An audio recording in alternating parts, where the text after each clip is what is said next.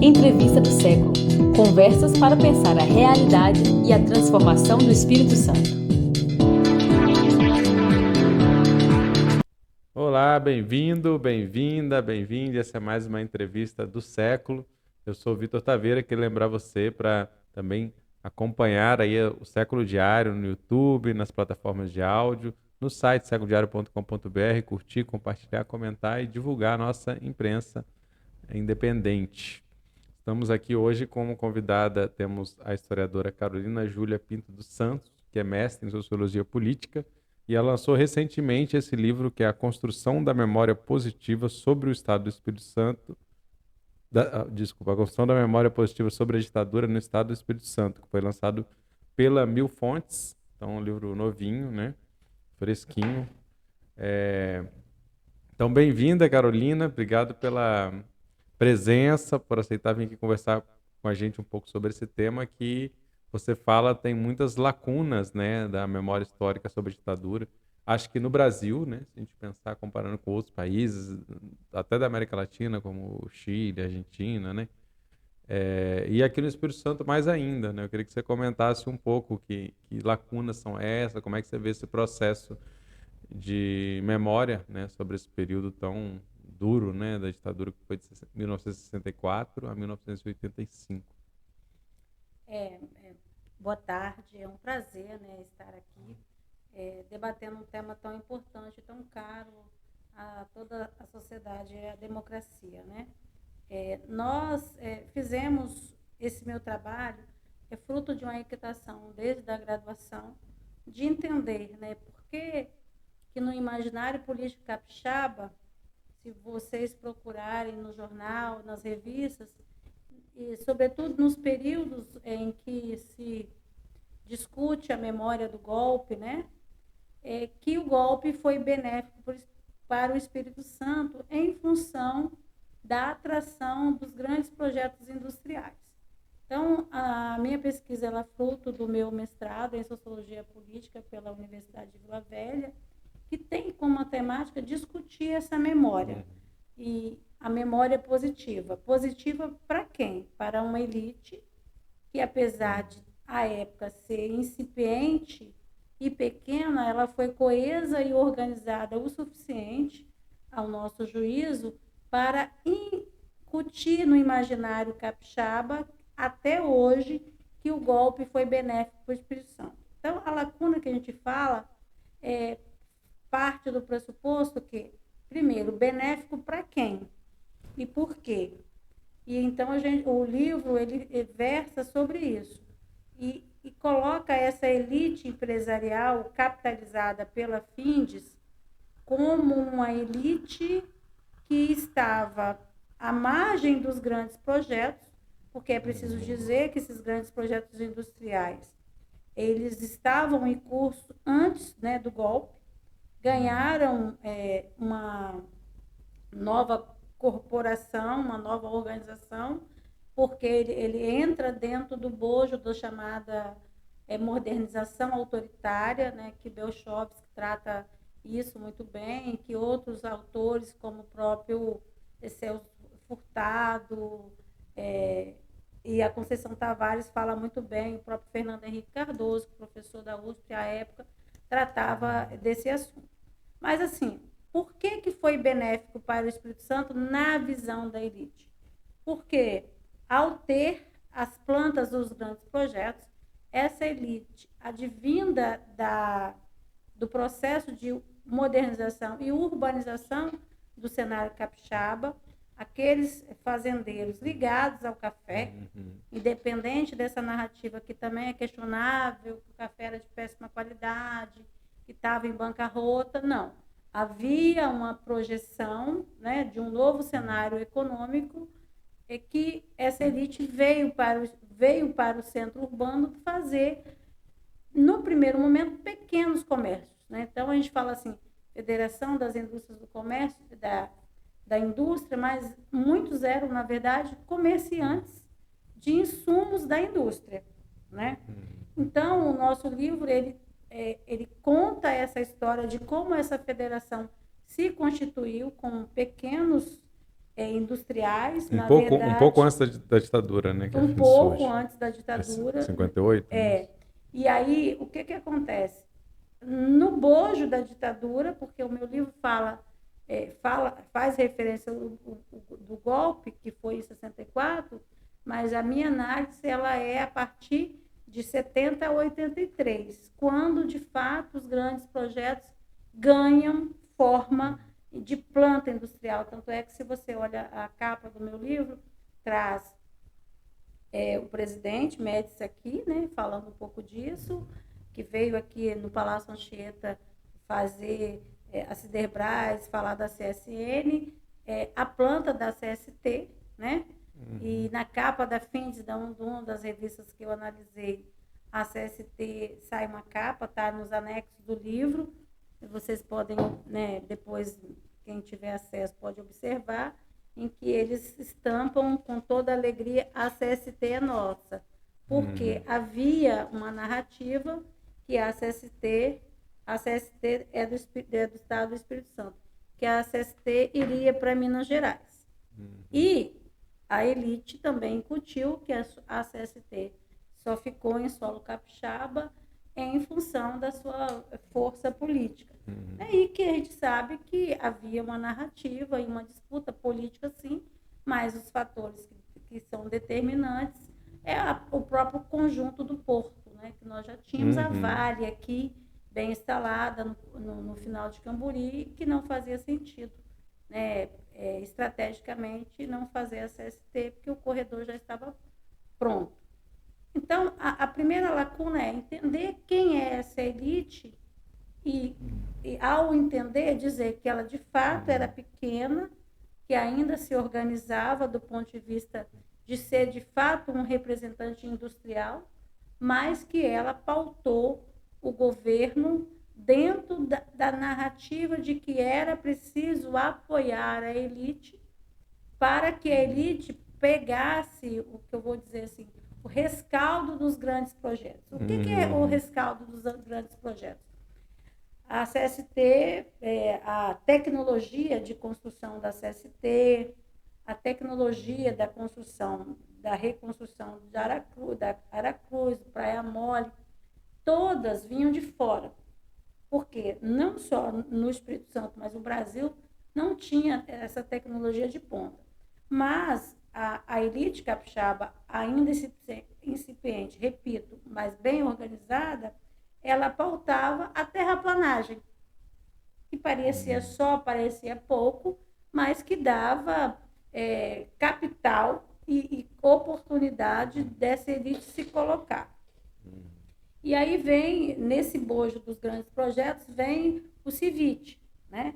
Sim. E que foi uma briga da Findes levar o Civit para aquele lugar, né? Que ficava na Serra. E aí, o que nós percebemos? Nós lemos o material da revista Indústria Capixaba, de 70 a 83. Nós percebemos que a revista Indústria Capixaba, ela funcionou como protopartido do próprio governo, né, dos governos colocados aqui de forma ditatorial, né, porque não havia eleição de governador. E os governos, 2 desses governos desse período eram afiliados a Findes, e antes de serem governadores, chamados governadores eleitos indiretamente, que alguns chamam de governadores biônicos, mas num outro contexto, eles eram do conselho da Findes e advogados da Findes. O único mais distante e o que foi mais promissor nos grandes projetos, que não era afiliado a Findes, é o doutor Arthur Carlos Gerard Santos, né? Porque ele ele adivinha já de uma elite capixaba ligada às grandes engenharias, e por isso foi, né, um dos entusiastas dos grandes projetos da CST. Doutor Arthur, sim, mantinha um relacionamento mais distante da Findes, embora também acolhesse as demandas de forma governamental. Né? A outra lacuna que a gente tem que entender, porque este imaginário político que coloca o Espírito Santo como beneficiário do regime militar e da ditadura, da longa ditadura brasileira, é que, ao incutir que foi benéfico, as outras coisas viraram periféricas. E o que eu chamo de periférico? Né? Nós temos grandes literaturas, professor Daniel Arão Reis, professor Marco Antônio Villa, historiadores que falam desses assuntos, e tantos outros, né, que versam sobre esse assunto, sobre a ditadura no Rio de Janeiro, em São Paulo, sobre como a juventude enfrentou a ditadura, a universidade. E aqui no Espírito Santo, em função da força dessa narrativa que o golpe beneficiou o Espírito Santo, isso fica relegado. Isso, por muitos anos, ficou parecendo que aqui não houve tortura, que aqui não houve uma ditadura que também cometeu as atrocidades que os demais lugares cometeram. É como se o Espírito Santo ficasse imune a esse processo. Primeiro, não ficou. Mas a narrativa foi tão forte que foi preciso muito tempo depois para a gente começar a trazer as pesquisas, né, à tona e demonstrar. Né? A própria Miriam Leitão, né, jornalista, foi torturada aqui no 38º BI. Enfim, a gente tem a questão também, né, com a Comissão da Verdade, criada pelo governo federal, os próprios indígenas que foram removidos daqui, levados para um outro lugar. Quer dizer, tem várias questões que algumas delas são muito recentes no sentido da pesquisa, né? Mas o que me chama a atenção da sua publicação é uma curiosidade que eu queria perguntar antes da gente voltar a aprofundar, né, nesse debate, é que você fala, muitas vezes as pessoas pesquisavam justamente para fazer a contranarrativa, né, dessa narrativa oficial, falar dos torturados, dos perseguidos, né, mostrar esse processo. Você foi um pouco no sentido de estudar justamente as elites, né? E isso eu acho que é interessante, porque pelo menos aqui no estado me parece algo novo, né? Eu queria saber o que te motivou também a seguir por esse caminho, né? Assim, eu sou uma pesquisadora que na graduação, na pós-graduação e na especialização eu pesquisei o Partido dos Trabalhadores. Por entender que é o partido mais institucionalizado e organizado do sistema partidário brasileiro, e tive uma orientação de um professor da universidade que dizia assim: não adianta ficar pendurado só no que produziu fora do Estado a respeito do partido, dos movimentos sociais. É preciso forjar uma historiografia capixaba, trazendo os grandes temas, entendendo como as personalidades políticas capixabas reagiram. Então, por muito tempo, eu pesquisei, por exemplo, a minha graduação foi sobre o Partido dos Trabalhadores na Grande Vitória, como ele se constituiu. Depois, eu na especialização, entendi o sistema partidário brasileiro via o partido na Grande Vitória. Então, a gente buscou entender, construir uma memória e da questão da lacuna, dar uma resposta a uma produção historiográfica capixaba para dizer assim: aqui houve resistência, aqui houve ditadura, houve resistência, a gente não ficou a reboque só do que acontecia e reproduzia. Há atores e há resistência nesse processo. E também há uma elite que, afiliada e pensando do modus operandi das demais elites, também traduziram essa ditadura aqui em solo capixaba. E por que eu fiz isso? Também, como experiência de pesquisa, eu tive a oportunidade, como estudante de história, como profissional de história, de estar nas grandes empresas organizando documentação institucional. Então, o que se percebe? Existe uma documentação farta nas empresas, CST, Vale, Garoto e várias outras empresas estatais ou ligadas a um sistema que agora não é mais estatal, que tem uma documentação farta que pode ser analisada. Então, eu percebi que era uma importante contribuição a essa ideia de construir as narrativas, entender e produzir as narrativas de como esses atores capixabas se posicionaram frente aos grandes temas. E aí peguei este período. Então, a segunda lacuna que você me fala, assim, qual é a lacuna principal?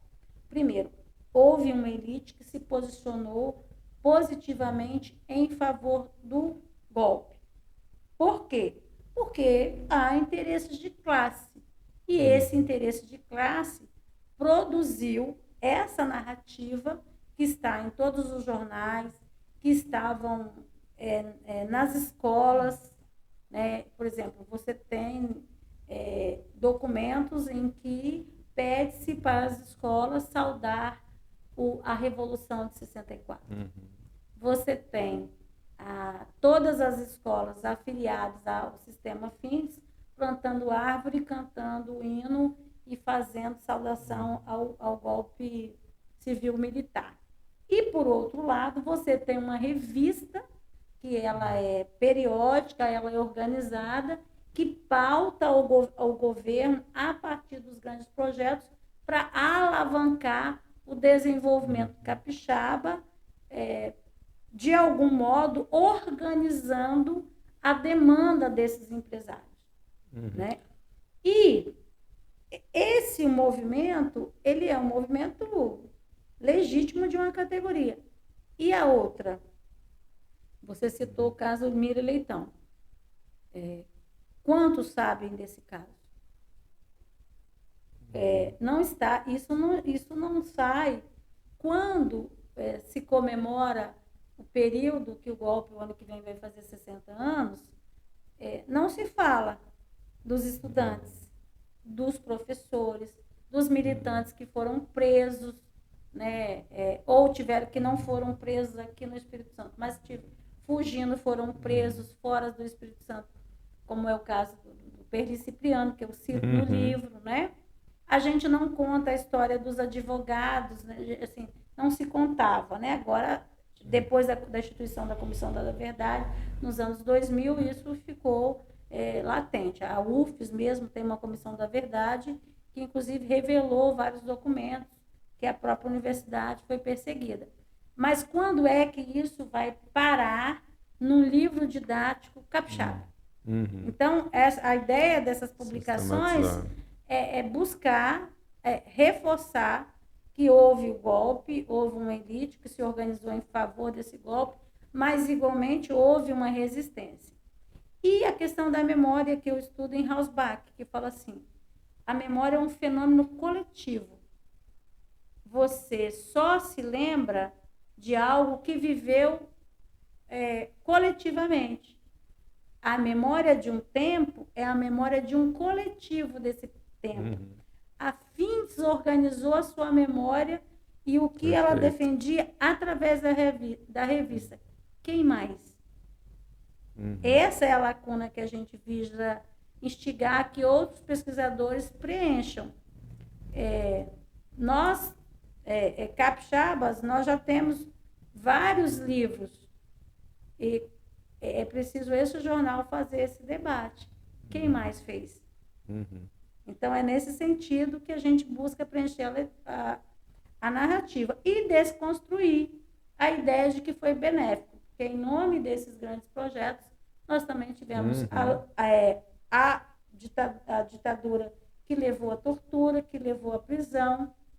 E os próprios projetos tiveram seus impactos sociais, ambientais. Os impactos sociais, que a professora... Que foram, como você falou, da modernização autoritária, né, como se chama, quer dizer, é um processo que só foi possível também, algumas questões, né, alguns atropelos foram feitos para que se chegasse na instalação ou na expansão dessas atividades industriais. Então, assim, o autoritarismo também foi útil, né, tanto para o governo como para empresários, para implementar alguns desses projetos, né?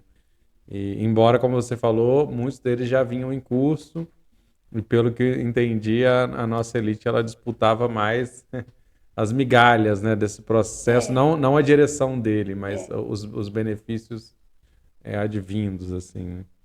Eu chamo assim de os rebatimentos periféricos, né? O próprio Arthur Gerard, que eu tive o prazer de entrevistar, ele está vivo, à época, assim, ainda muito lúcido, e doutor Arthur dizia que se dependêssemos da indústria capixaba, não teríamos as condições necessárias, até as condições de fazer a terraplanagem da CST eram questionáveis, né? Mas ela ela surge em 58, vai se organizando, Américo Buarque e outros incipientes ligados ao café, Jones Tristão, vai se organizando e vai trazendo as indústrias dentro desse processo. E aí, para fazer isso, eu tenho que fazer o quê? Eu tenho que afiliar-me ao governo federal e dizer que eu apoio toda e qualquer iniciativa, porque ao fazê-lo, eu digo que aqui o Espírito Santo, o governador, o empresário, a imprensa, a elite bate continência ao golpe, em contrapartida recebe essas benéficos. E aí, nesse conjunto de pensar em organizar essa elite, é preciso dizer que a elite estava no seu papel, né, de elite, organizada, coesa e buscando pautar, né? Mas nesse período também havia resistência, mas ela não está escrita no jornal. Claro. Aí está nas páginas policiais, no máximo. Né? Não há. E aí tem um outro problema. Quando eu falo de memória e falo do Polanco, do Hausbach, são autores. Eu não vou dedicar isso assim, porque a pessoa pode buscar, mas ele fala assim, existem espaços, Pierre Nora, espaços privilegiados de memória.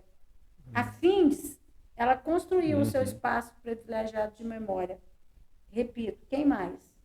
Exato. Os acervos dos sindicatos que estão lá, os militantes que têm essa memória. Entendeu? Onde está o acervo da Comissão da Verdade? E aí, o mais grave, Vitor, e o mais importante de preencher a lacuna é também fazer o contraponto. A gente sabe exatamente o dia que aconteceu o golpe. E quem sabe o dia que os primeiros militantes voltaram, depois da longa e dura resistência da ditadura. A gente não sabe. Não lembra, sabe por que você não lembra? Porque você não foi ensinado a escutar sobre isso. Não se cantou não se canta a música do Enfio para saudar que a ditadura acabou na escola. Não é estampado nos jornais. Então, esse espaço privilegiado, a elite criou um espaço privilegiado e conta a sua memória e ainda tem o apoio dos grandes meios de comunicação. Façamos nós. E isso não tem. Então, assim, a ideia da pesquisa, ela não é uma pesquisa, né, vamos dizer assim, militante, é uma pesquisa acadêmica que tem o papel de situar no tempo e no espaço o que fez essa elite, o que ela construiu.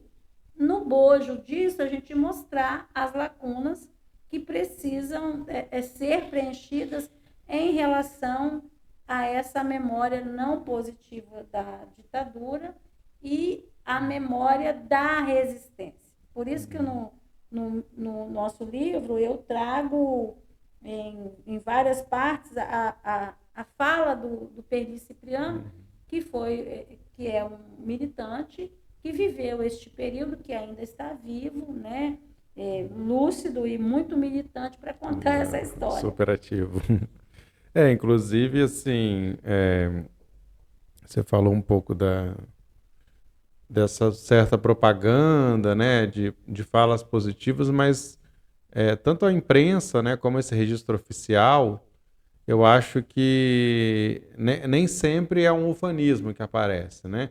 E esse discurso, num trecho que você fala, que essa linguagem, na verdade, a narrativa é de que a Revolução, entre aspas, muitas aspas, né, em 64, teve um olhar técnico sobre o Espírito Santo, né? E desconsiderando que o peso político era pequeno e a inexpressiva participação nacional, porém, a ditadura teria olhado para o Estado. Mas assim, foge um pouco também né, porque a mídia também fez isso e a mídia tinha essa contradição de que ela defendia a liberdade, por outro lado ela tinha que fazer algum jogo, né? Enfim, é uma complexidade toda. mas que essa revista, na sua análise da indústria, é a defesa do desenvolvimento nacional que entra, que é, na verdade, a mesma narrativa que se dá nacionalmente, a ideia de que, né, agora a gente chegou num ponto muito mais profundo, né, nos últimos anos, que levou até a volta de Bolsonaro e tudo mais, quer dizer, um revisionismo histórico por parte da população, mas sempre houve essa narrativa de que na ditadura a economia cresceu, né, desconsiderando também enfim, todos os efeitos colaterais e a própria década perdida, né, com a chamada década de 80, uma recessão profunda, mas assim, existe a narrativa de que naquela época que, pessoas que evitam defender a tortura ou defender coisas assim, mas falam, mas tem que ver, porque, né, também teve parte boa, não foi bem assim, né, enfim, tem essa complexidade. Como é que essa linguagem da Fins, ela se alterna, ela tem um tom que predomina nessa construção histórica deles, né, que é o jornalismo, né, novamente servindo, é uma revista, né, de tom mais jornalístico econômico, né, mas que acaba também construindo, ajudando a entender, né, o discurso oficial. A Fins, a revista da Fins, eu analisei 127 revistas, né, eu acho que teve 3 ou 4 edições que a gente não conseguiu. Tá, inclusive a metodologia, esses detalhes estão todos no livro, né? A metodologia que a gente usou é baseada numa francesa chamada Laurence Bardin, que a gente categoriza o conteúdo descrito na revista, cria as hipóteses, né, para fazer as perguntas e depois escalona isso, categorizando e atendendo. Por exemplo, a maior narrativa, a que mais ela usou para se beneficiar e para dizer que o golpe foi benéfico, foi a briga pela construção da CST. E aí, no tempo todo, a revista afirmava, a construção da CST, ela é importante para o Brasil e também para o Espírito Santo, porque é através da construção da CST que várias outras pequenas indústrias vão orbitar em torno do complexo CST. E, de fato, foi isso que aconteceu. 2 coisas são importantes também na minha visão da nossa pesquisa, que é desmistificar essa ideia de um Estado pobre, pequeno, de um café de qualidade que não tinha vez. Porque essa elite teve vez. Eu provo isso, porque é chamada... E a mesma elite do café que vai ser a elite industrial, exatamente, né? É uma mudança de negócio. De negócio dentro da mesma lógica, né? E esse processo é interessante que você falou também, porque quando essa elite sai do campo, algumas talvez já não estavam no campo, né? Operavam o café, né? O próprio Palácio do Café está lá, um monumento que representa isso, né? Enseado do Soar, né? Quando ainda ali tinha pouca coisa, enfim. Mas essa transição da elite, ela se dá nesse processo onde há uma grande transição populacional, né? Esse processo... E é curioso, porque é um processo político, econômico, social totalmente vinculado e que não é, como você falou, uma construção da ditadura exclusivamente, mas um período histórico. É um processo histórico. E aí, assim, a gente usa, no meu referencial teórico, a professora Maria da Penha Manzaro Siqueira, que é uma professora aposentada da UFS, que trabalhou, que debateu a criação do Porto de Vitória e escreveu um livro falando da industrialização e a questão da desigualdade social e a pobreza em função da falta de política pública de olhar para aquelas pessoas que advindas dessa indústria para fazer a parte civil, né, a construção das indústrias, depois ficou expropriada e teve que mudar para espaços à borda desse sistema e trouxe consigo uma família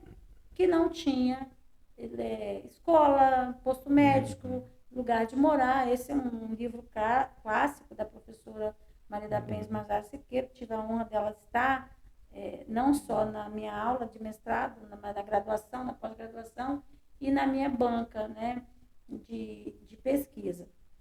E o mais interessante é que, por muito tempo, a historiografia também tratou essa elite como uma elite que era menor. E dentro do contexto na minha pesquisa, com todo cuidado, porque quando a gente vai desconstruir uma Sim. coisa que outros falaram diferente, eu provo que essa desautonomia relativa, ela foi relativa, ou seja, a Findes teve autonomia, pautou os rebatimentos, os grandes projetos e se beneficiou dele, e ao fazê-lo, também não, o governo dessa época não programou e não se preocupou em organizar essa urbanização para que as pessoas advindas dessa ditadura tivessem condições. E nesse contexto que surge São Pedro, os próprios chamados cidades dormitórios, Cariacica, Viana, a própria uma parte da serra que vai abrigar, por exemplo, eu não vou lembrar aqui de qual, mas tem no livro a questão da Vila Operária da CST. A Vila Operária era um mundo à parte. Para onde foram aqueles operários depois? Você vai achar nessa revista ou no próprio Diário Oficial uma política que ordena esse movimento? Não vai achar, sabe? Porque ele não existiu. As pessoas, após a construção, sobreviveram. Que é o que acontece até hoje na maioria dos grandes projetos que são implementados.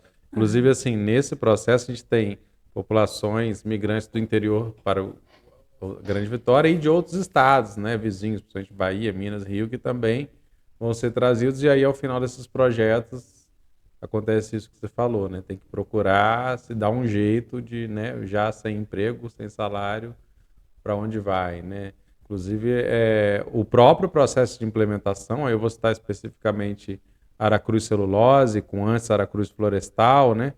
É um processo que vai promover o êxodo dessas populações camponesas, quilombolas, indígenas, né? Ao se apropriar dessas terras para grandes plantios de monocultivo, então há um processo de expulsão, seja forçada, usando a força, né? A coerção, seja por meio da compra dos lotes, enfim, uma questão muito, muito complexa aí, né, que acontece, mas que também empurra, quer dizer, o próprio processo de industrialização, ele também toma territórios.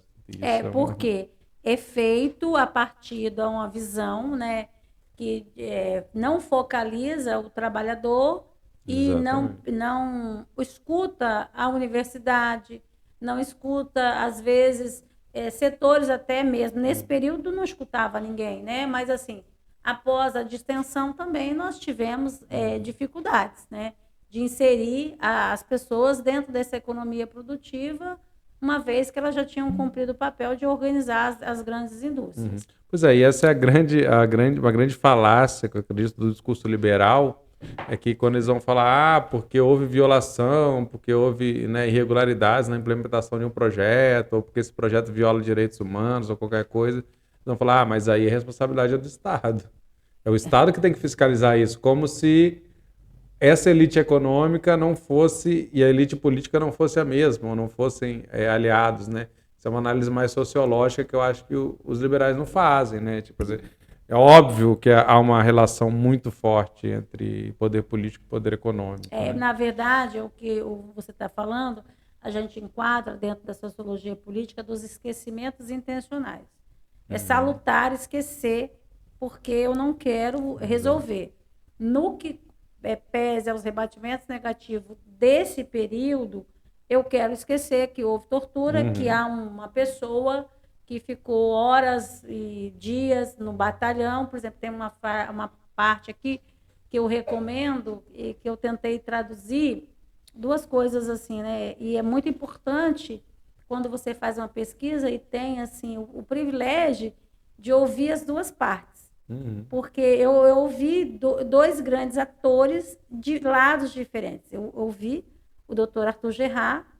É importante dizer que não há na documentação, mas é claro que muita documentação não se encontra, nada ligando o Arthur Gerhard diretamente a nenhum caso, né, específico, mas ele era o governador.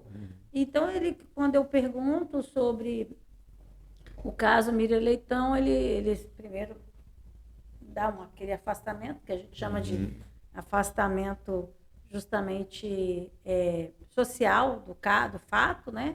e depois diz assim, não, houve, ela teve lá. Mas assim, aqui não foi igual ao Rio de Janeiro, né? Tipo assim, essa tortura, isso tudo que ele reconhece que houve, que foi absurda, não aconteceu aqui. Aqui a gente aproveitou e fez os grandes projetos, né? E aí quando você pega a narrativa da Miriam e a época que eu estava fazendo a pesquisa, o, o menino, o rapaz, o filho dela estava escrevendo sobre o Mateus Leitão, estava escrevendo sobre o livro, chegou a lançar quando eu estava fazendo a pesquisa. E aí descobriu. Aí a Miriam era jornalista do Rádio Espírito Santo.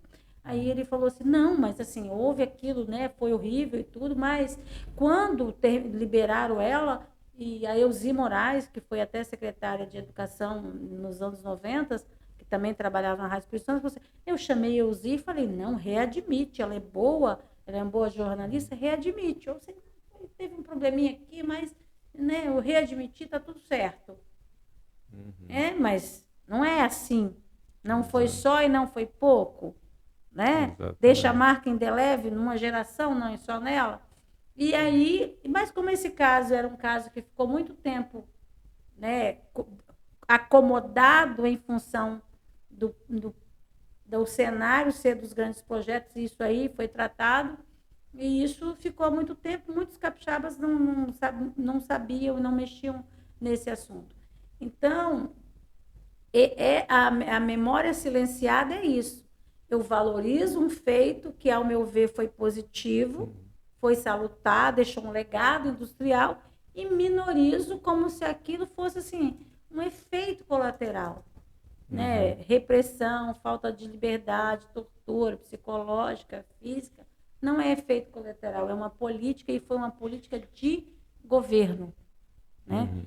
E aí, na minha pesquisa, eu ouvi este lado dessa memória positiva, do ex-governador, mas eu também ouvi em ato contínuo o próprio Perli, né, que à época esteve ao lado de quem resistiu à ditadura com 19 anos e acabou ficando 10 anos preso. Uma fala que também a gente precisa dizer que está no livro, assim, que toda vez que eu leio eu falo assim, isso aqui tem que ser dito várias vezes, é que quando o Perli sai da cadeia e muito tempo depois um colega dele também sai da cadeia, manda para o Perli um convite de uma formatura de um filho. E no convite da formatura do filho tinha o nome de um reitor. Ao ler o nome do convite, o Perli descobre que foi o reitor em questão do convite foi um dos seus torturadores, um Frei Caneca. É uma outra coisa que é uma outra lacuna, porque a gente, às vezes, coloca em perspectiva que essas atrocidades e essa memória ruim, ela foi construída pelos generais, pelos milicos, não foi só esses. Talvez esses eram os algozes fardados principais, mas a ditadura ela foi civil-militar, porque no civil eu tenho as pessoas civis e a elite que era civil, e essas pessoas elas estavam entre nós e estão entre nós. Então é uma outra parte da memória que a gente precisa também explicitar. E o Estado do Espírito Santo, ao nosso juízo, demorou muito tempo, mais do que os demais, porque reconhecer que em solo capixaba aconteceu tudo isso. Porque também ficou muito tempo inerte, porque a propaganda da memória positiva feita por essa elite foi muito grande. Foi antes, só para explicar, as produções que falavam das torturas era fruto da pesquisa de quem viveu a tortura, ou de quem, sabendo que alguém viveu, contou a história. Ela não era uma pesquisa patrocinada por um Estado que visa fazer uma revisão. Só nos anos 2000 que a gente tem a publicação de um livro, né, patrocinado pela Assembleia Legislativa, que traz toda a história da pesquisa, que é o livro do professor Weber, do professor Walter Pires, que já é falecido, e do Miguel Marvila, que organiza uma publicação que o então presidente da Assembleia Legislativa, Cláudio Vereza, reproduz. Aí depois vem a Comissão da Verdade Nacional, sim, aqui tem uma Comissão da Verdade que começa a organizar esses relatórios. Mas é preciso dizer que esses relatórios ainda não estão na publicação dos livros didáticos e comum à juventude. Exatamente. Né? Que acaba reproduzindo, às vezes, coisas de minorar esse processo. Ainda estamos muito, muito atrasados, né, aqui no Estado. Eu lembrei que você estava falando da frase que eu acho muito fabulosa, do Ali Salomão, e simples que falar, memória é uma ilha de edição. Então, o tempo todo é esse processo, né? São escolhas do que entra e apagamentos do que sai, ninguém vai saber. Você sabe isso nas memórias das pessoas e na memória coletiva, né? Então, são disputas. Eu queria trazer um pouco também para hoje, assim, esse debate, né, todo. Primeiro, se você puder analisar qual que é o papel, por exemplo, que ainda tem, né, a Findes, e aí tem outros, hoje se fala muito do S em Ação, né, que é uma ONG de algumas décadas já, um pouco mais recente, que opera também esse mesmo poder político e a construção de uma narrativa que agora é outra dentro da democracia e tudo mais, mas que é uma narrativa que se aproxima. E é uma prática, me parece, que se aproxima, porque você fala do interesse dessas empresas, né, desse empresariado, da Findes. Quer dizer, havia esse apoio político porque também havia interesses econômicos, de subsídios, enfim, isenções fiscais, que é o que continua acontecendo hoje, né? Uma das maiores narrativas depois da disputa pela construção da CST é a política de isenção fiscal.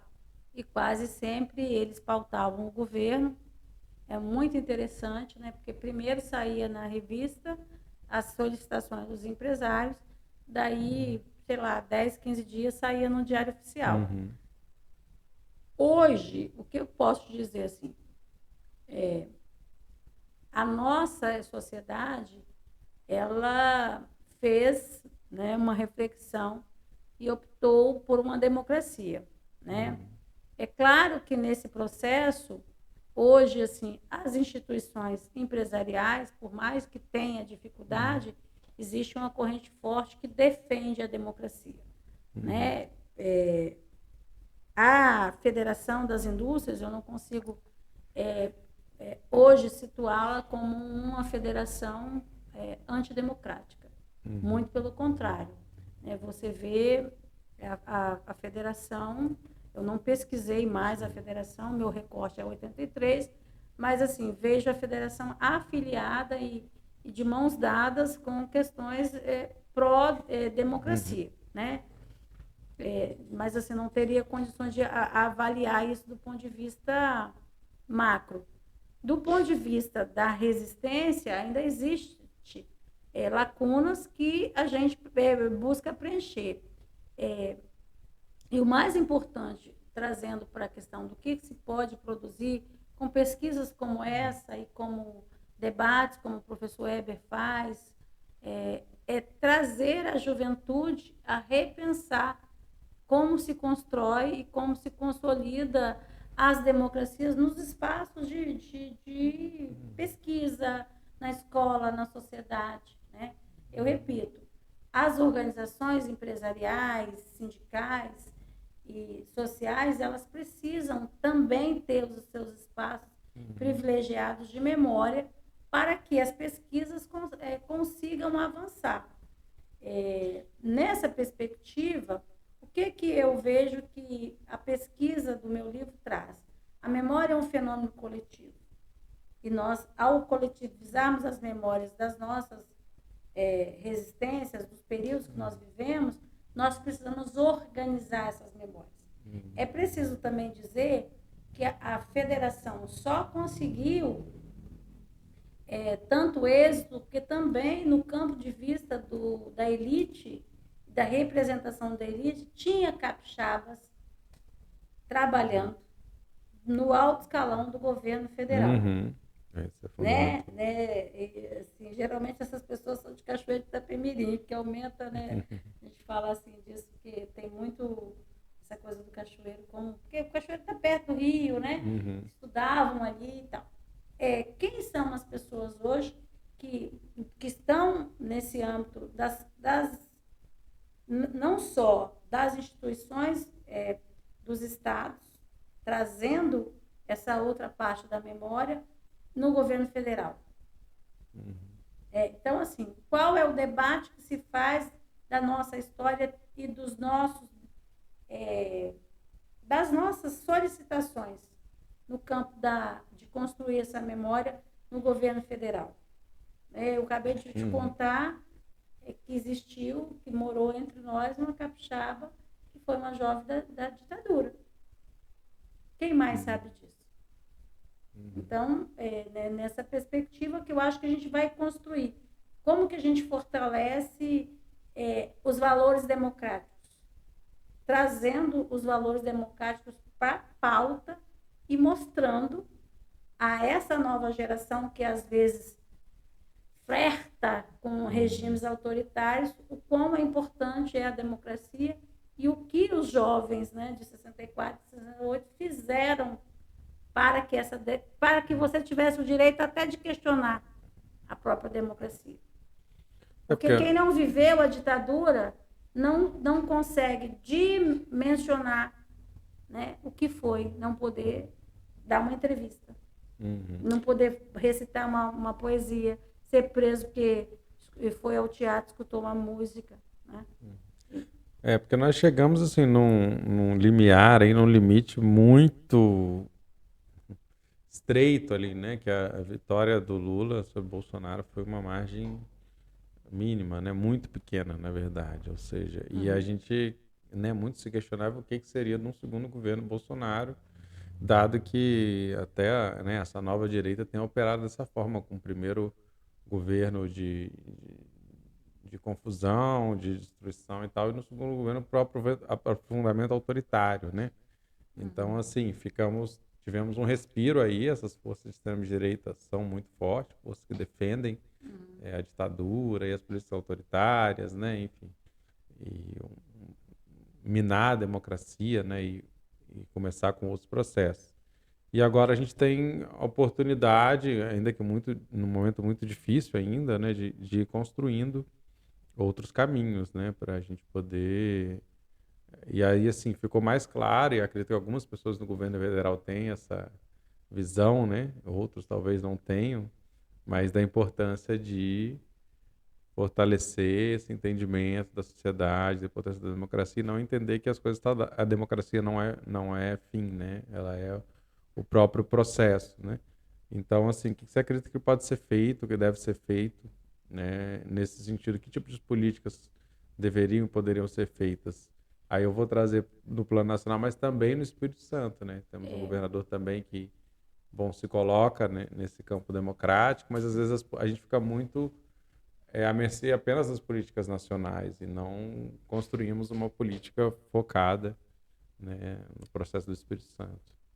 Tem uma frase do Giovanni Sartori, que é um sociólogo também, que eu gosto muito, que diz: as ideias erradas da democracia fazem a democracia dar errado.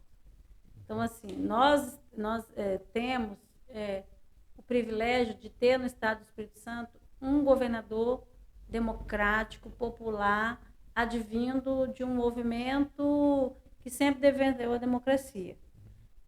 Mas o governador e o governo, ele é uma parte da sociedade. Façamos nós a outra parte. O debate democrático, e por isso que é importante a memória e a construção disso, é traduzir para essa juventude. E aí, assim, eu não posso esperar só do governo, né? E eu sou governo, né, do ponto de vista de ser uma professora, da educação capixaba, eu tenho que dar a minha contribuição. Eu vou disponibilizar o meu livro de graça para todo aluno do ensino médio que quiser ler o PDF. Eu vou tirar o meu tempo e eu vou às escolas fazer o debate. Quem mais? Né? Qual é o papel, além do processo eleitoral, dos próprios partidos políticos? Você já visitou a sede de um partido político que tem a documentação e as fotos daquelas pessoas que construíram o partido? Já visitou, Vitor? Eu não. Sabe por que você não visitou? Porque os partidos não guardam memória de si mesmos.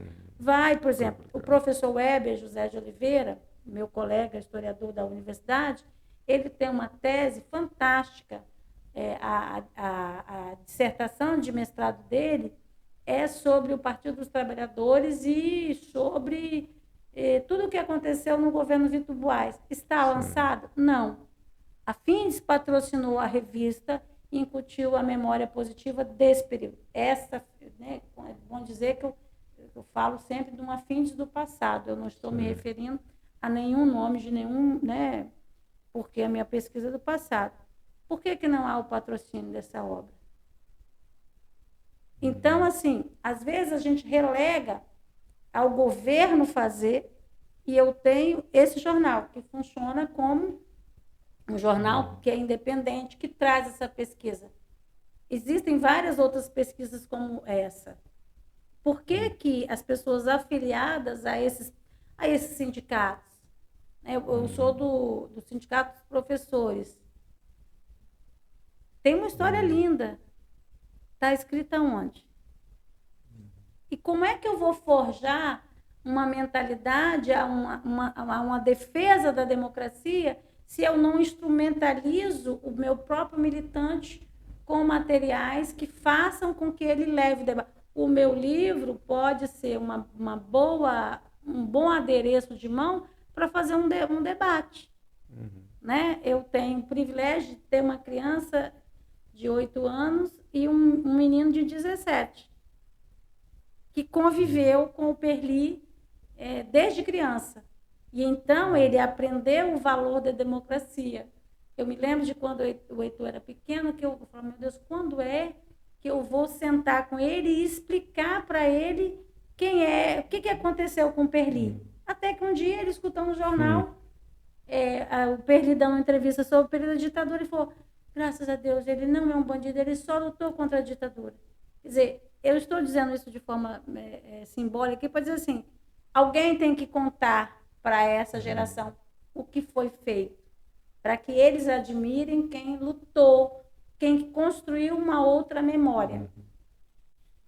As indústrias vão fazer as delas, os sindicatos têm que fazer os deles, os partidos que defendem a democracia têm que fazer os deles.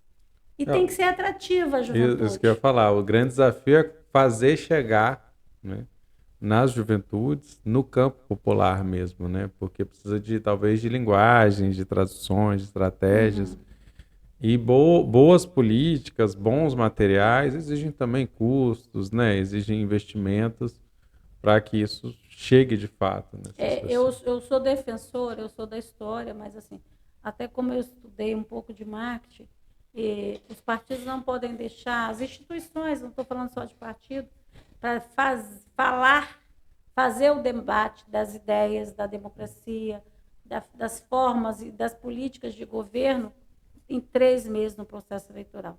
Exato. Você, como jornalista, né, você sabe que precisamos ter campanhas permanentes. Uma pessoa que busca defender uma ideia, ela não pode dormir, ela tem que defender todos os dias. Até porque, no caso da democracia, ela nos é muito cara. Então, ela precisa ser defendida todos os dias. Não pode esperar só para o governo. O governo tem um papel. O governo, né, no caso aqui do Espírito Santo, o governo se posicionou fortemente. Eu sou da educação, né? O governo se posicionou nos 4 anos fortemente contra os absurdos do governo federal em relação à educação, essa questão absurda aí de dizer que a gente, ao acolher os estudantes com algum tipo de situação diferente do que se acha diferente, né? Mas, assim, as demais instituições ainda precisam fazer o seu papel. Tem uma historiadora que eu uso no meu livro, é a Lobo, que ela fala assim, a memória de uma instituição é o que ela pensa daquele momento, né? Eu escrevo e publico aquilo que eu penso naquele momento. Se hoje a gente precisasse analisar como foi o enfrentamento dos absurdos do governo passado, que não fosse pelo jornal, alguma instituição que busca a democracia teria, a não ser o jornal que eu estou aqui dando entrevista? Em solo capixaba, teríamos? Dificilmente. Eu gostei muito da sua provocação também sobre os partidos, né? Embora às vezes falar em partido parece algo para alguns arcaico, ou dentro de um jogo político que não tem nada a ver e tal. Agora, você vê que os próprios partidos, mesmo no campo progressista e de esquerda, eu nunca visitei a sede porque eu nunca fui convidado. Você não vê os partidos fazendo debate para fora. Vê onde está a documentação. As reuniões são fechadas, geralmente. Tipo assim, falta, né, bastante esse processo, né? Ou fazem de outras maneiras. Mas assim, os partidos colocaram o debate para fora dos seus filiados, para a sociedade, eu acho que é algo que falta muito. E queria lembrar também, né, que ali na Praça Costa Pereira, né, em frente ao Triplex Vermelho, tem um monumento também, né, ali um dos poucos monumentos talvez que nós temos, né, que tem as vítimas na chamada Praça Vermelha, né, que é aquela pracinha, quase com uma rotatória ali, que tem um pequeno monumento que lembra. Então, para quem passar por lá, dá uma olhada, dá uma lida, tem os nomes ali. Acho que assim, não está ali por acaso, está ali por um processo de luta, de reivindicação por memória. Eu, quando professora, agora estou na gestão, mas eu trago os meus alunos para conhecer, né? Todos os meus alunos conhecem a figura, né, do Perli, não só do Perli, mas sobretudo dele, porque ele é disponível, ele dá entrevista e sobre o período, ele conversa com a meninada sobre o período, e eu mostro ali o que é o IAPI, porque dentro do IAPI, né, eu acho que você sabe, também funcionou uma delegacia política da ABIN que levava as pessoas para fazer as oitivas, né? Que é ali também na era o lugar de tortura psicológica. Bom, é isso. Estamos chegando aqui no limite do tempo. Queria agradecer muito a Carolina Júlia Pinto dos Santos. Lembrar, né, do livro, nós vamos da editora Mil Fontes, que vai estar disponível aí também para online, para quem quiser adquirir. Então é isso, quer deixar alguma última palavra rapidinho? Você falou dos partidos, né? E assim, é importante dizer assim, a instituição que eu analisei, ela produziu uma memória, né? Os partidos é muito problema, né? Tem um historiador que fala assim, os partidos são os mãos amados da democracia, mas sem partidos não há democracia. Então, o meu apelo é que as instituições façam e organizem a documentação para que outras pessoas como eu possam estudar e ajudar a preencher essa lacuna com quem fez também a resistência dessa história. Perfeito. Bom, e agradecer aqui a participação. É isso aí, essa foi a entrevista do século, produção e locução minha, Vitor Taveira, apoio técnico do Cauã Elmer aqui nos bastidores. A gente volta em breve aí com mais programas da entrevista do século e também outros programas que você pode acompanhar no canal do YouTube do Século Diário, nas plataformas de áudio.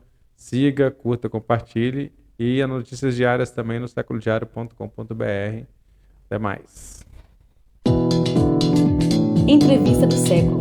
Conversas para pensar a realidade e a transformação do Espírito Santo.